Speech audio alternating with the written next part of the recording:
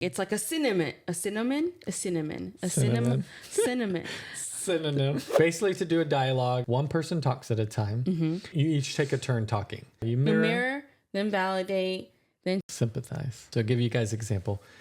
Jeena, I really don't like grilled cheese anymore. It's just too cheesy and gooey.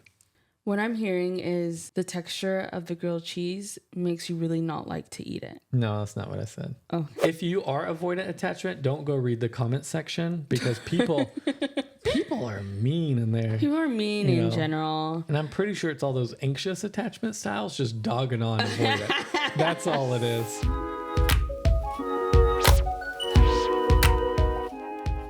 Welcome to Hey There Parenthood. Hey There Parenthood is a podcast that fosters a diverse, inclusive village for raising confident and loving children. What's a verse? Diverse. That's not what you said. Diverse. Your turn to try. No, we're keeping that in. No, it's your turn to try. No.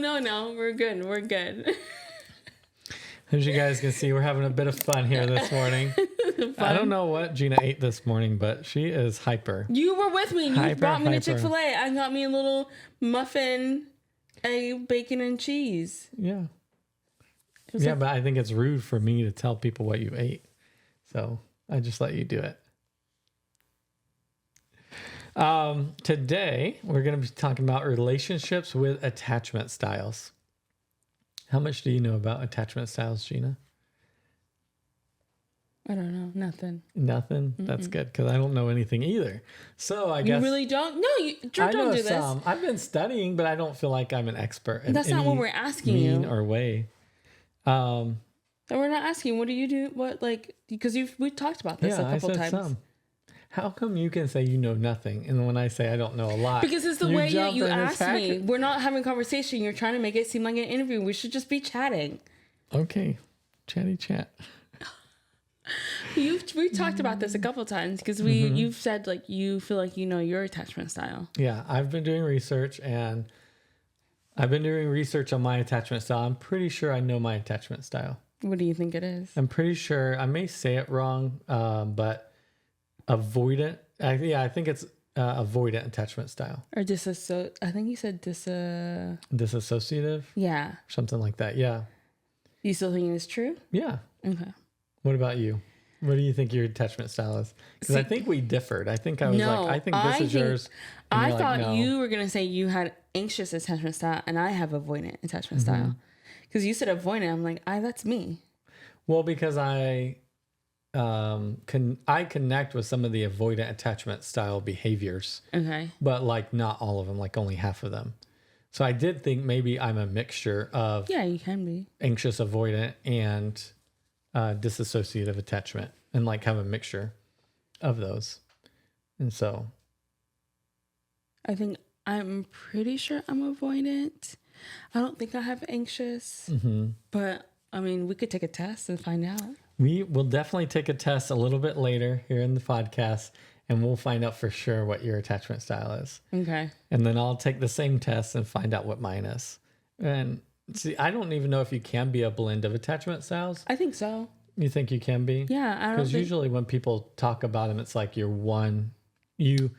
maybe it's the attachment style you exhibit the most or that you fall into the most is the one that you are.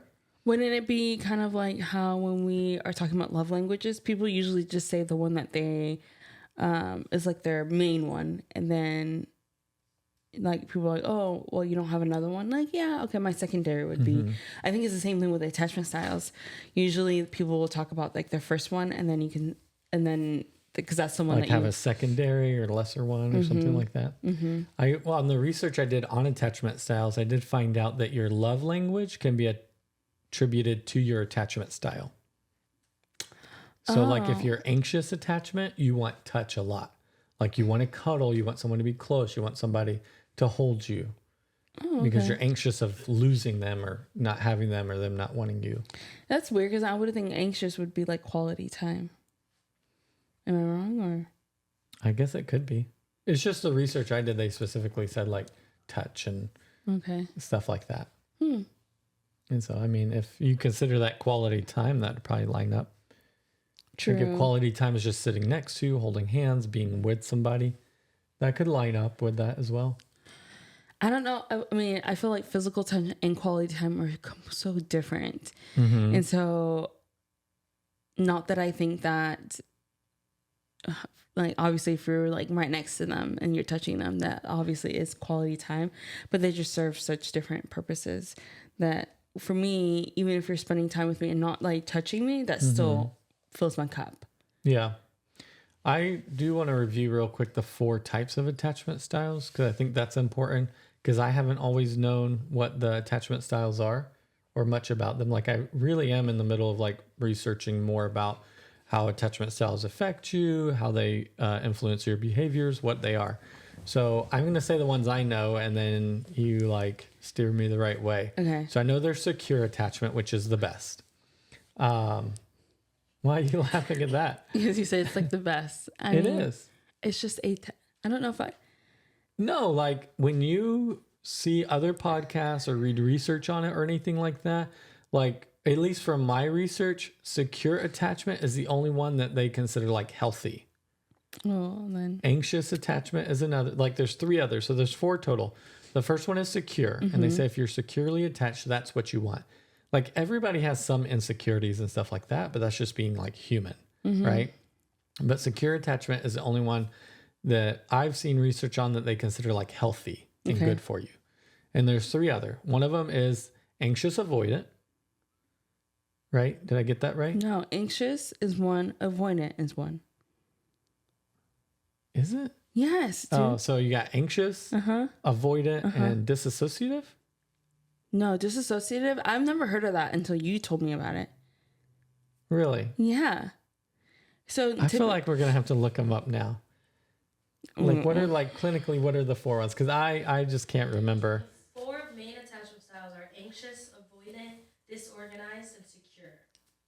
Yeah.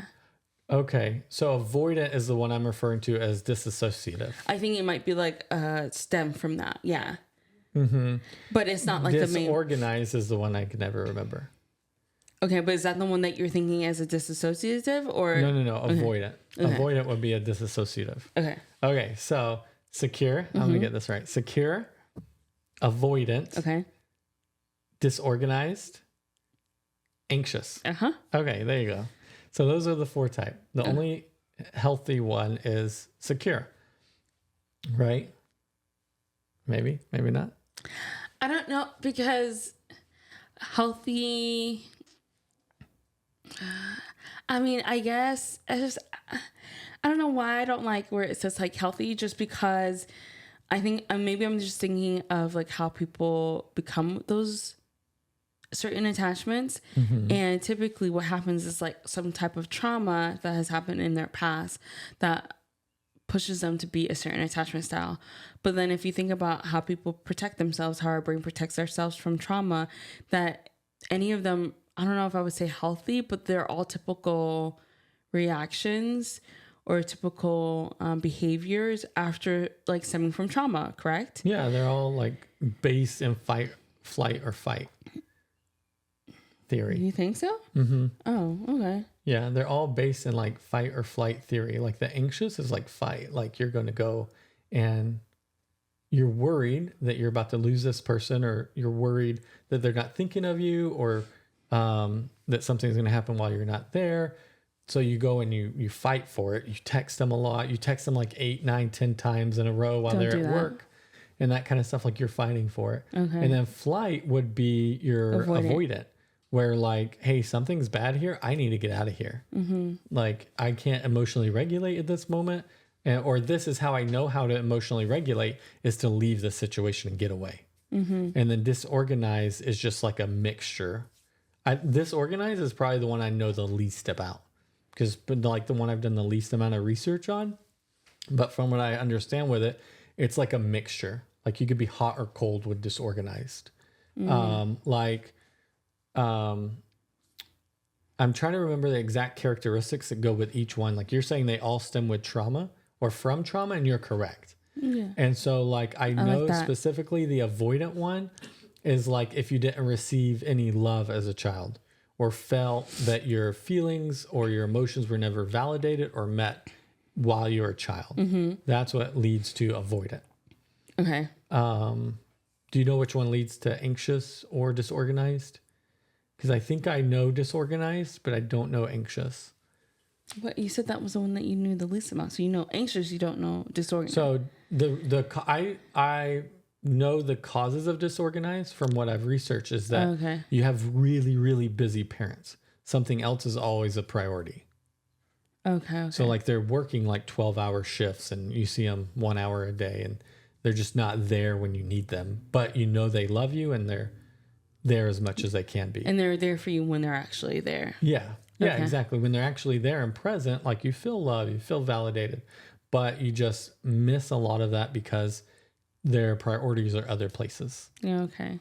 I don't remember exactly what causes like the anxious, but I do remember I was chatting with Courtney about this, and she was talking about how your child reacts to when you leave will determine like is a good indicator of what their attachment style is.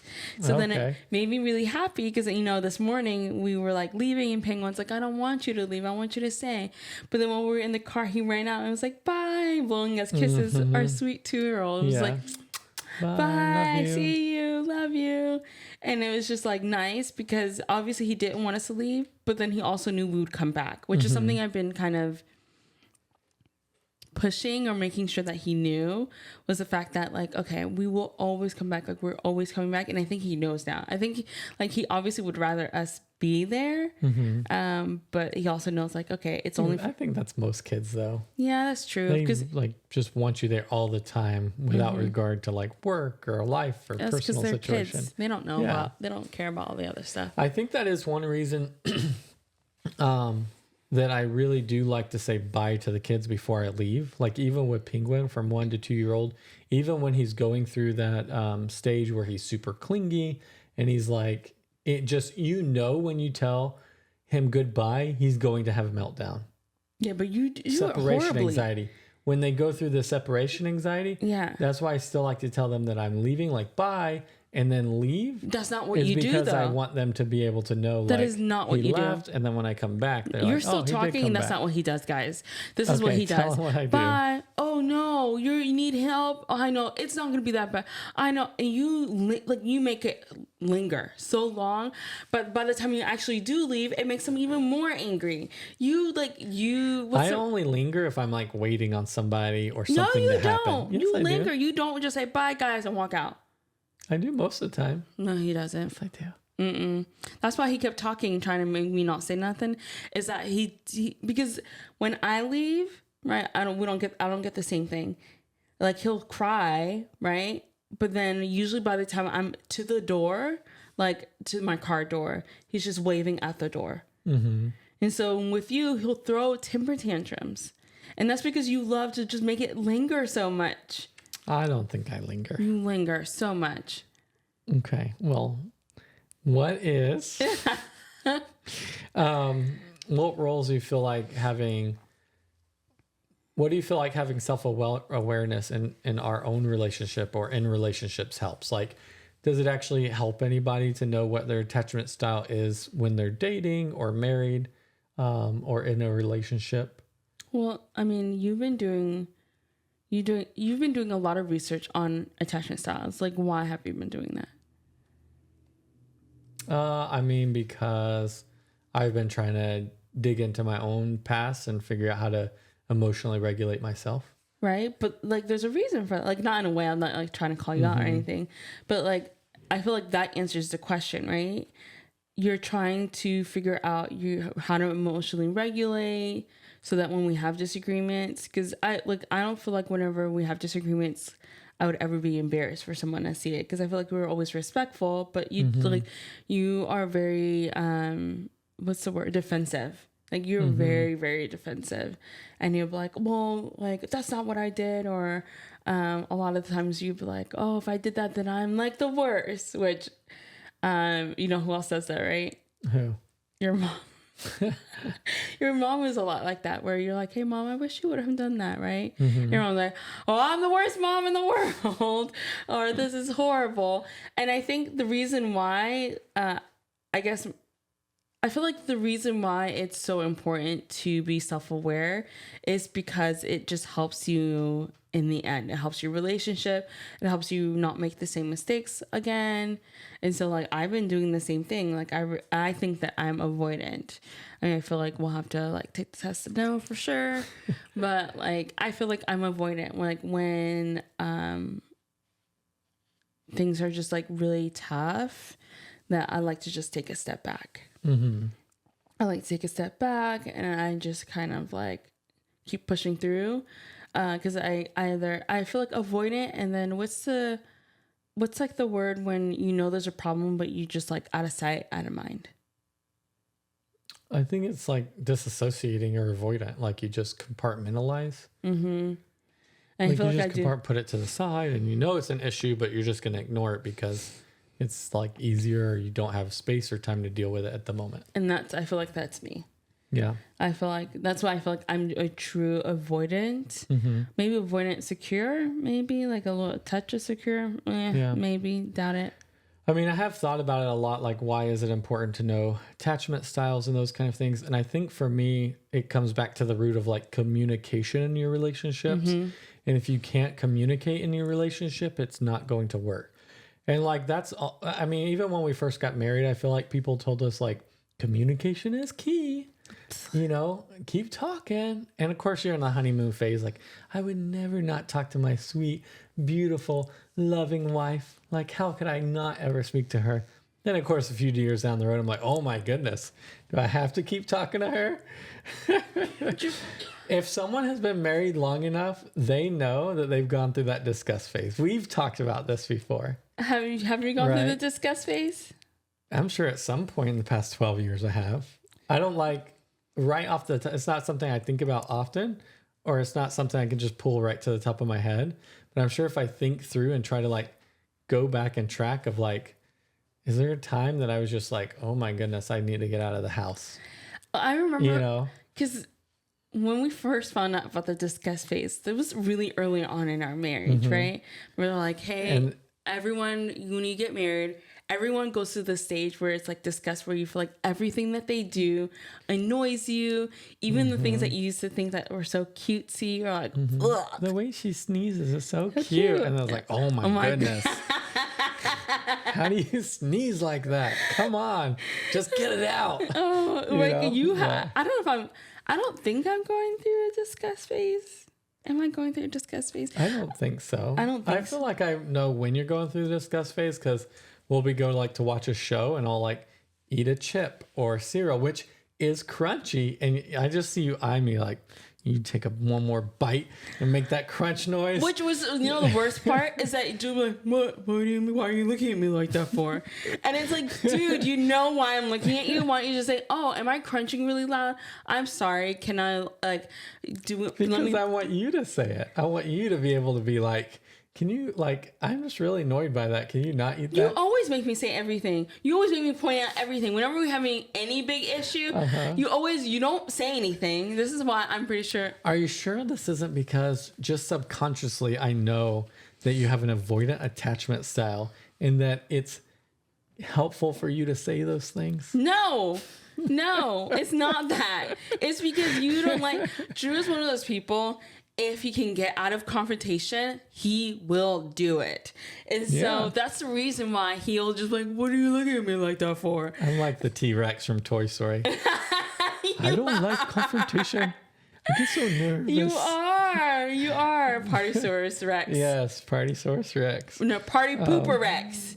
He was Party Pooper? Yes, you don't remember that? Oh, but then he turned into Partysaurus. Yeah. Yes. So, but I mean, like, we got a little tangent there, but I do think communication is the biggest reason to know your attachment style, because you talked about me getting really defensive, right? And I agree. Like, when I feel like I'm getting criticized, I get extremely defensive. And that's actually one big sign of having an avoidant attachment, is that whenever you feel like you're being criticized, you immediately get super defensive. So I watched a TikTok the other day that was absolutely hilarious, just because I feel like it's something like we've been through, and both of us are saying maybe the same thing or would like be on the same page, but we actually can't hear each other. Oh yeah, right? that happens a lot. And so like the TikTok I saw was the wife goes to the husband and says, "Hey, I need you to take out the trash." And he says, "Yeah, I did, sweetie. I took out the trash yesterday." And she's like, "No, I need you to take out the trash."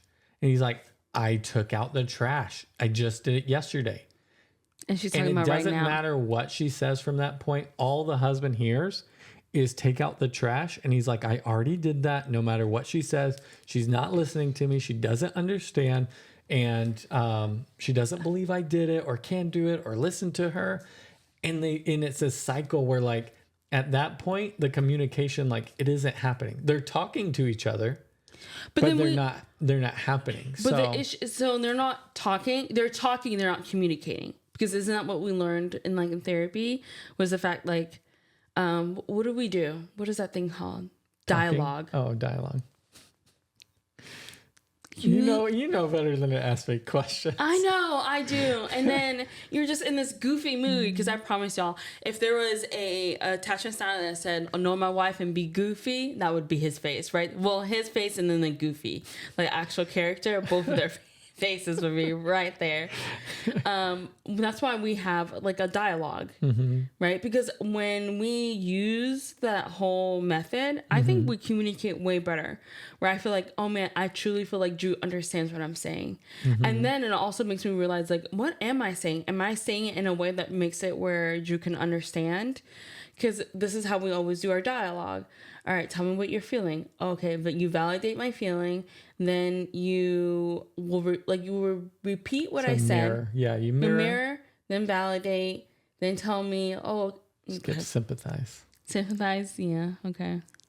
Go ahead and tell them. I don't know why I'm even talking right now. I don't either. I thought I was hosting this show, but We both can talk. That's not the point of hosting, Drew. That's not what I this. couldn't remember the name for directing. I can't stand you right now. You're so. Okay, so I will tell the people. Basically, to do a dialogue, or what we learned of dialogues, is one person talks at a time. And you each take a turn talking. And so the first person that talks, they explain what they're feeling or how they're feeling or what's going on. Once they're done, the second person they're communicating to mirrors what they just said. So I'll give you guys an example. Jeena, I really don't like grilled cheese anymore. It's just too cheesy and gooey. What I'm hearing is that the texture of the grilled cheese makes you really not like to eat it. No, that's not what I said. Oh. I just said that the grilled cheese is just too gooey and chewy. The texture of the. I didn't say texture though. But no, that's not what. No, you're being really mean right now, and you know this is how we do our dialogues. You're not mirroring. No mirroring. But No, that's not what they taught us. The thing with that's not what she taught us. Stop. Look, this is a true thing that we learned in couples therapy. Look at his laughter. This is how I can tell you right now that he's just doing it to make me mad. Listen, but I do want to point out in the dialogue that the person that starts the communication, they do have full control of if they don't feel like you're mirroring exactly what they're saying, then they can but say, I was. like, no. That was correct. You don't like I'm basically hearing you and I use different words. And then but you're right. If you don't like the words that I'm using, if you feel like they're not perfect, then he is allowed to say it. But that's exactly right though. You don't like you actually do like that, but I think that's where some communication sometimes, I'll be honest, the longer we're married and stuff like that, whatever you're gonna say is gonna be good. The longer we're married, the more I realize that Jeena having English as a second language has actually caused communication issues with us, even though she speaks English really well. And that's because there's some terms that you use in a different way, or words that you use in a different way that I don't use. Oh, true. Right? And so there was one like texture, right? Like if I don't use that in my everyday vocabulary, because I'm from the South and we don't use big words like that. Whatever. Drew has... I may be like not really understand what texture, what you're talking about. You do understand what texture. I do. I'm saying an example. Can I get an example out? Fine. Basically, you use certain English words in a way that I wouldn't normally use them. Okay. And then I take them a certain way and I'm like, why is Jeena coming off that way? Or why is that's not what I meant? When in reality, we're saying the same thing. You're in the process of potentially being diagnosed, right? And we think that you may have ADHD. And a lot of times when I don't say the exact same words, like you're very particular about, like extremely particular about the wording whenever we're doing dialogue, where typically if you're like in the ballpark and like the definition that you gave or the word that you gave is extremely close, like close enough, and like it's like a synonym of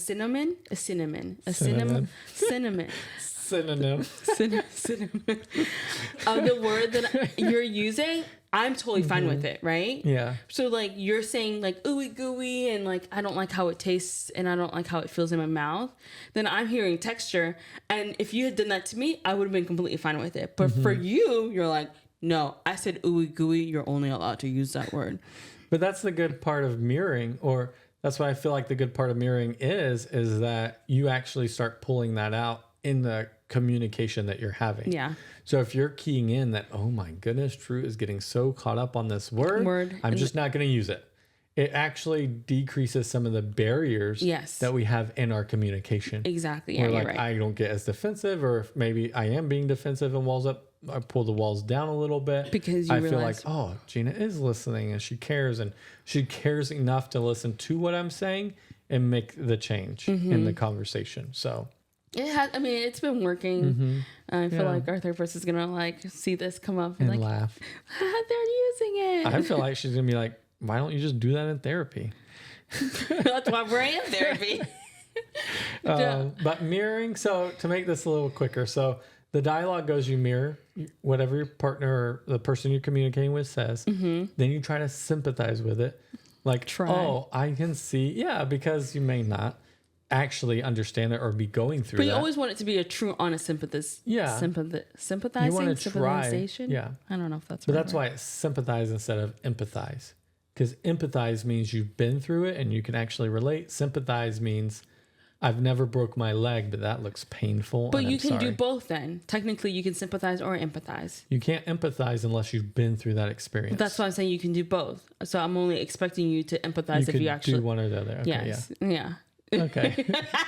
See what I mean? Like when she says you can do both, I'm thinking she's saying you should do both. And anyway, we're never going to get through this. So mirror, sympathize, and then validate. Invalidate or validate? No, validate. I heard invalidate. Validate. So yeah, and I think it has helped us a lot using dialogue. So knowing attachment styles, I can say, wow, I'm feeling like I want to run away. I'm feeling like I want to shut down. I'm feeling like Jeena's criticizing me. Like she told me to take out the trash because she doesn't believe in me as a husband. Right? That's how strong like the feelings can be. Like it's crazy. I shouldn't laugh. You shouldn't laugh. You actually never felt that way? Sometimes I do, yeah. About me to ask you to take out the trash? It can be something simple that triggers me, and then I'm just like I don't ever do anything right. Like this is something else I did wrong, and yeah, like these can be. I these know can be you've had those very feelings. strong feelings over something that, like looking back, it seems absolutely ridiculous. It's like one of those fights you have that you look back and you're like, we really fought over grilled cheese. You know what I mean? And like, why didn't we just go get ham and cheese sandwiches, or you know what I mean? Like it's just the thing you look back. And so, but if you can recognize in the moment that that's happening and that the reasons why you're triggered aren't actually what you're thinking or the negative thoughts that you're having, then you can actually slow it down a little bit and have a different outcome from the conversation, right? Yeah. Because as an avoidant attachment, if I just let my natural, I think it's parasympathetic nervous system take control and let that flight go, right?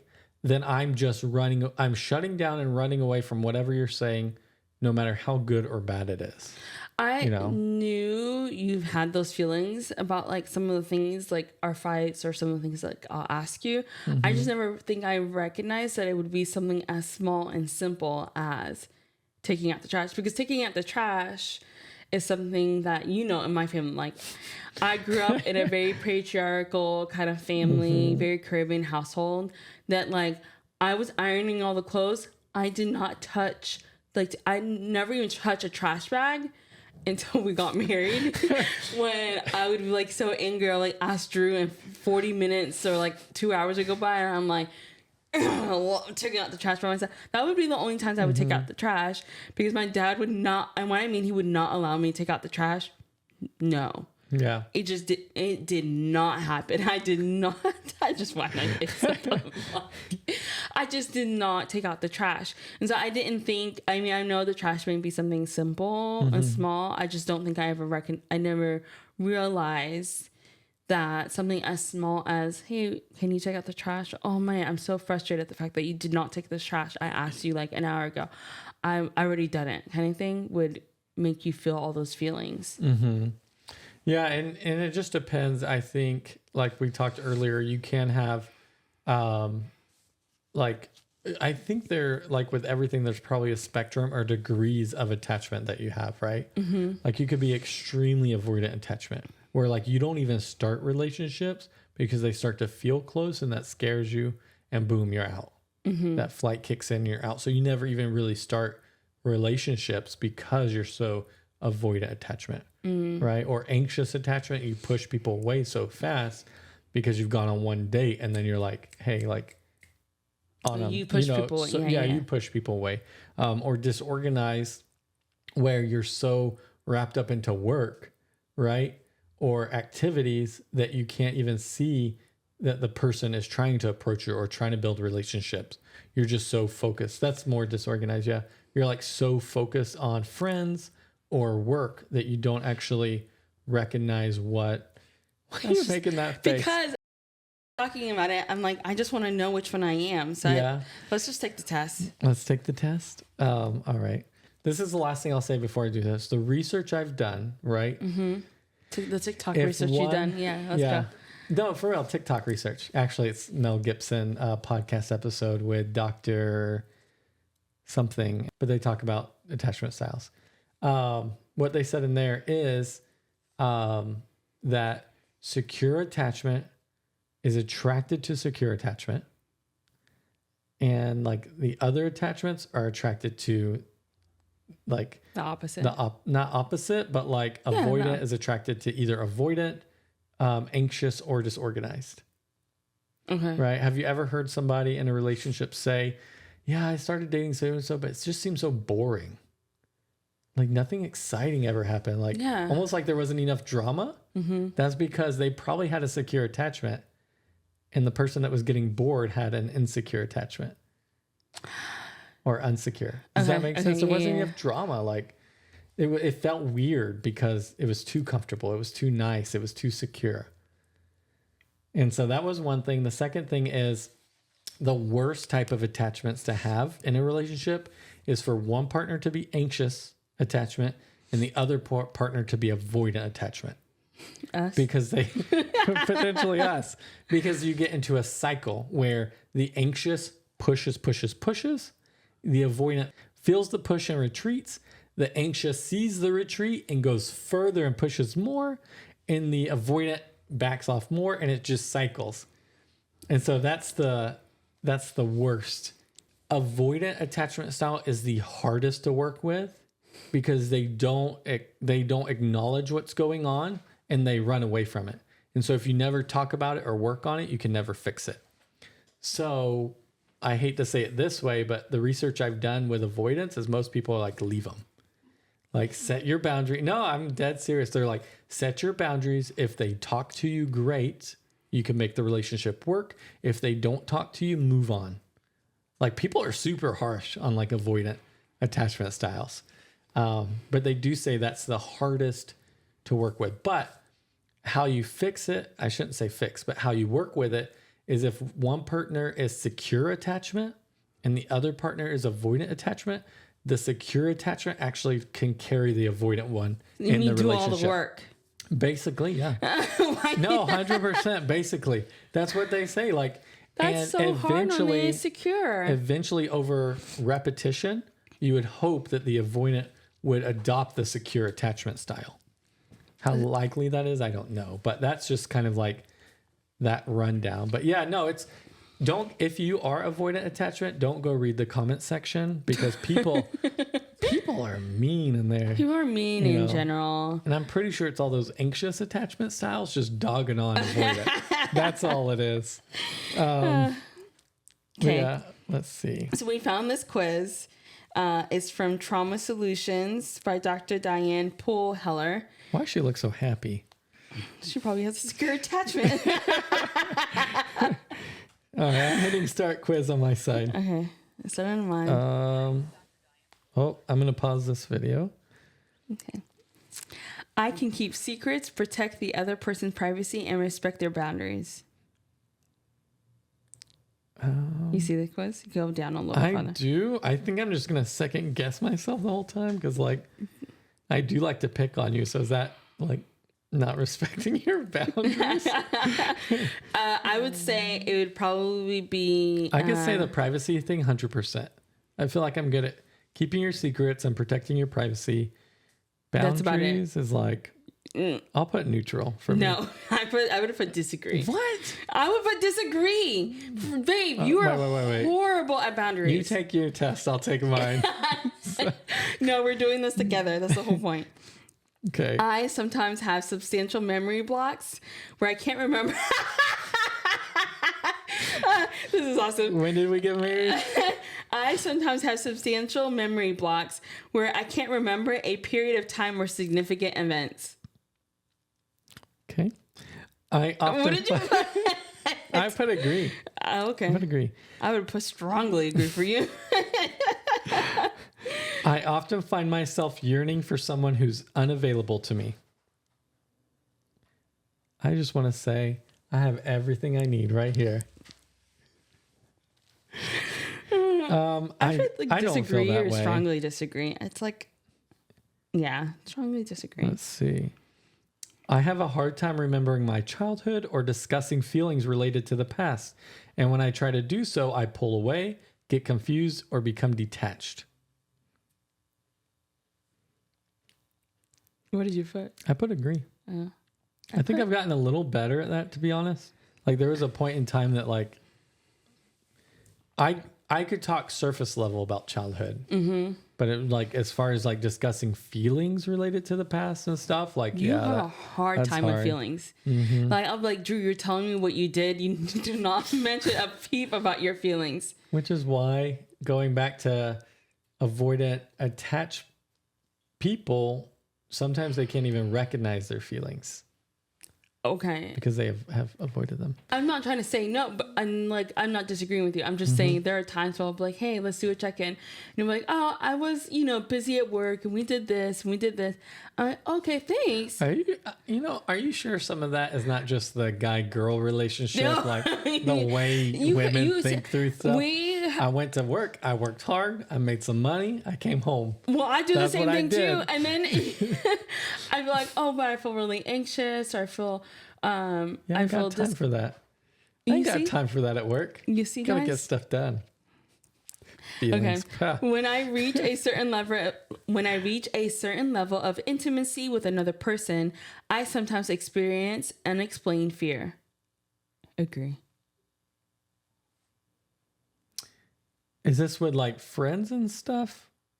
Because when I think intimacy, What kind of intimacy? I think like you, like me and you being intimate. Yes, babe. Oh, okay. Is there somebody else? You said agree. I didn't know that about you. Okay.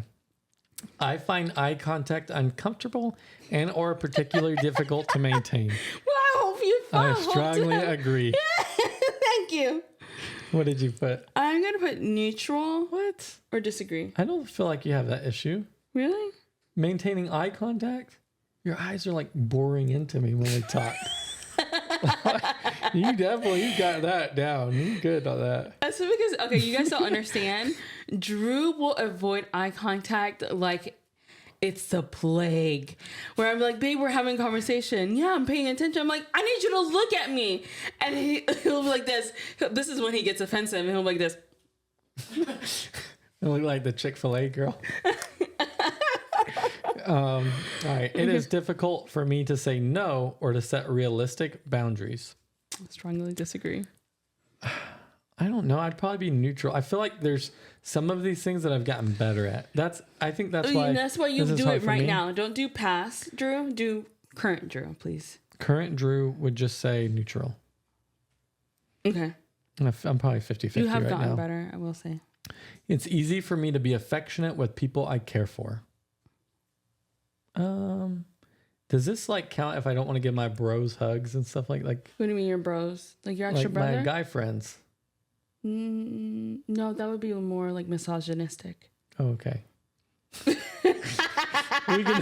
we can tackle that issue another time. I sometimes find myself judging others for not being more self-sufficient. What did you put for that one? Agree. I would disagree. I judge people sometimes. Like our 2-year-old. You do not. Come on, Penguin. You can do it. You can do it. I tend to prefer relationships with animals or things instead of people. Strongly disagree. I know it threw me off, but then I thought, oh, wait, never mind. That's not as weird as at first I was thinking that's super weird, but then I was thinking, oh no, there's people with like who love their just animals and stuff. Yeah. When I give more than I get in a relationship, I often become resentful towards the other person, even to the point of holding a grudge. Oof. I disagree. What'd you put? Strongly agree. Other people have noted and complained that I'm too controlling. I put disagree for mine. What would you put for me? I wasn't thinking about you. What would you put for me? If people complain they're too controlling, Mm-hmm. I would probably disagree. I think it's a little bit hard because we do mix some work and home life and stuff like that. Like if I never saw you in the workplace, then I would put disagree.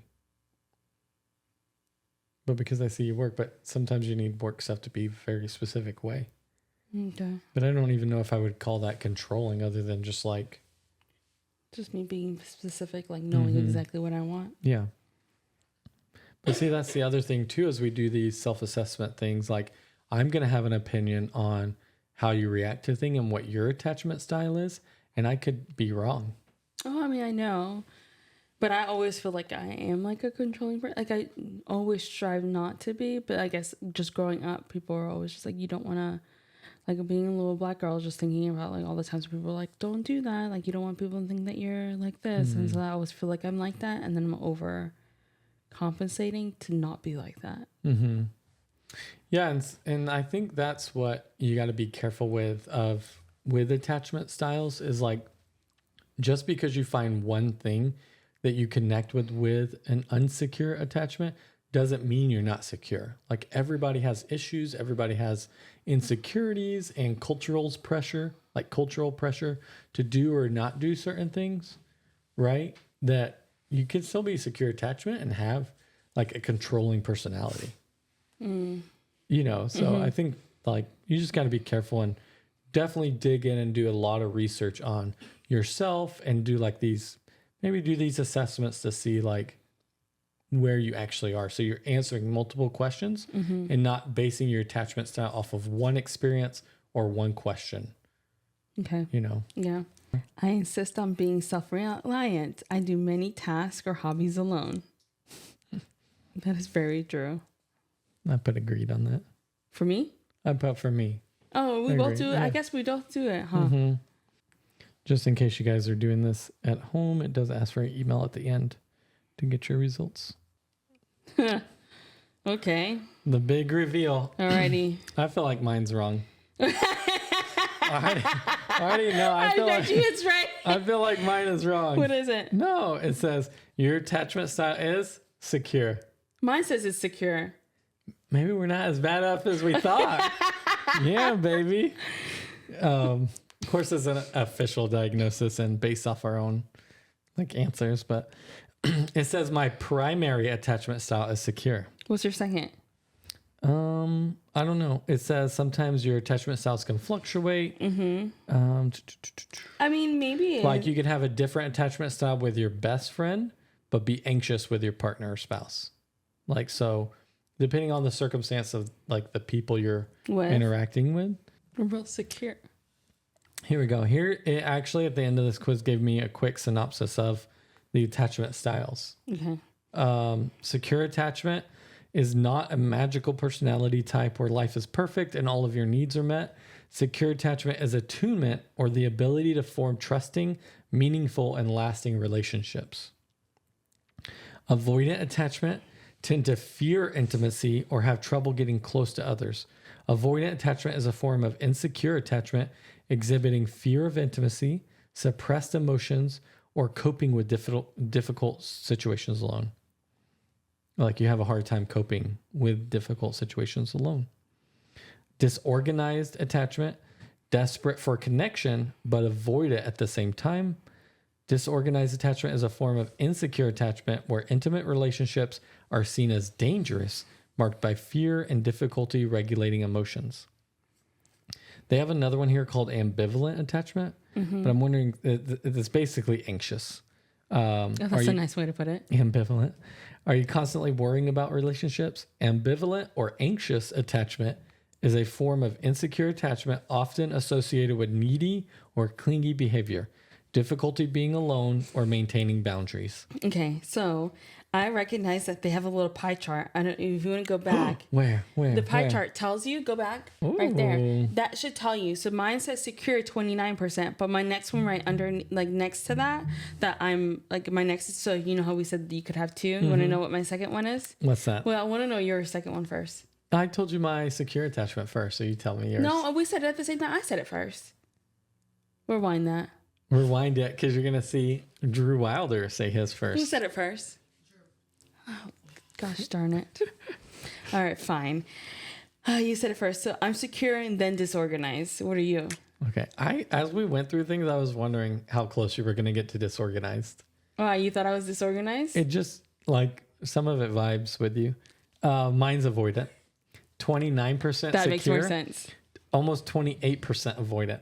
You might as well say avoidant. Might as well be avoidant. I could, if I would have changed one of my answers, I probably would have been I bet avoidant. you, I would feel like if hearing that, I would flip it. I would say avoidant and then secure. It's not your test though. This test says I'm secure, baby. Okay. Booyah. Well, I'm a secure and disorganized, which I think makes sense. I think what? I was going to say, I think mine lines up with me. I think we said the same thing. Yeah. Secure first, a small margin away. I'm avoidant, which I've been working on. But then it says disorganized after avoidant. I don't care. I don't care about the third one. How close was it then? 29%, 27, 23. Well, technically 29, 28. Oh, mine 24. This is different enough. Mine's 29, 26. So you have a better gap. Yeah. In yours. So mine is, I'm way more secure than you. Yeah, which I think we already know. Like, I've told you before, like, I think you have a secure attachment. And you're like, no, I don't think I do. So, I honestly thought that I had avoidant. Okay. Let's see. I will leave that doc up. Here, all right. So now that we've done the assessment and it's saying I'm secure, it's saying you're secure. Does that change how you feel about our relationship or the communication that we're having?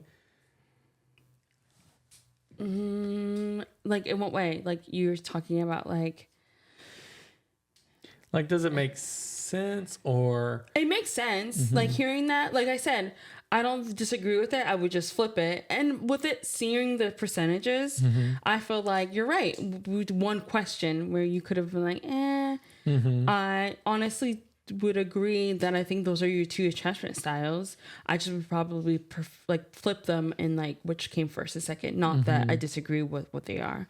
I also feel like it really matches up to like how we fight or have disagreements and how we handle things in like choices and stuff like that in our marriage. Because even like our most recent fight, like I remember like saying like, Drew, I need this from you, like one specific thing, and then you didn't give it to me, and I was like, I don't want to deal with it. I know myself. I know what I need. And if you're not going to be able to like not get like I'm asking you not to do this one thing and then you did it and I was like, nope, I don't want to go through with it. I'm not going to continue to put myself in that position. That like it also makes sense to like why I like my attachment style is the way I am, where like I was able to securely tell you like this is exactly what I need. Please don't do this. You did it. And then I was like, okay. And then you switch attachment styles. Is that what you're saying? No, I don't feel like I switch attachment styles. I don't feel like I switch attachment styles. I think I just was able to. I don't want to feel like I'm like this perfect person of like I'm so self-aware, but I was very self-aware in that situation. I was like, hey, Drew, I really need you. But that's what they say a secure attachment is. It's not being perfect. It's being very self-aware of how you connect with other people and being able to regulate those connections. So I don't know if you're thinking, oh, because you crossed my boundary, then I'm like, nope, you crossed that boundary, I'm done. That actually I feel like would still fall into a secure attachment category. Maybe. I probably need to look up on it a little bit more. I mean, some of it is always too, I'm always second guessing myself. Yeah. And so, I don't know. We'll just do more. I'll tell you what you are. Whatever. Just ask me every day. And be like, sweetie, you are so secure and lovely. You like that? No. All right. Yeah, so that's attachment styles. They're fun to dive into, scary, I think, at times, and I think really Scary hard for too. you. Yeah, they are scary if you're not secure. They are. Attachment styles are scary to get into if you're not secure because you're finding out like who you are, how you work, and how you tick. And sometimes, at least for avoidant attachments, that's a scary thing. Y'all, this is a huge mistake. Now just gonna blame everything and anything. Well, I couldn't do that because I'm avoidant, and that's just not in my nature. It's like I feel like that's all I'm gonna hear for the next week. That means I get to like stay at home for like the next couple years. How? I can't go to that work party. Whatever. It stresses me out too much. But it's not my fault. I'm ready to. Anyway, I'm so glad that you guys got to sit with us, take their test with us. If you guys want to try it or like take the test, we'll put a link to the test in the description. It was a free test, and I felt like it. I think it's pretty close. I mean, it still is self-led, so you could be off, I think, by a little bit, but for the most part, it gives great information and it will get you really close to like where you are. Like Jeena even showed the percentages of how much you are in what area. And so I feel like you guys know so much about us now. But attachment styles can change. And I know like I personally am continuing to work to lean more and more into a secure attachment style. And I know you're doing work to get into a more of a secure attachment style. And so just keep up the good work, guys. Alrighty. Bye. Bye.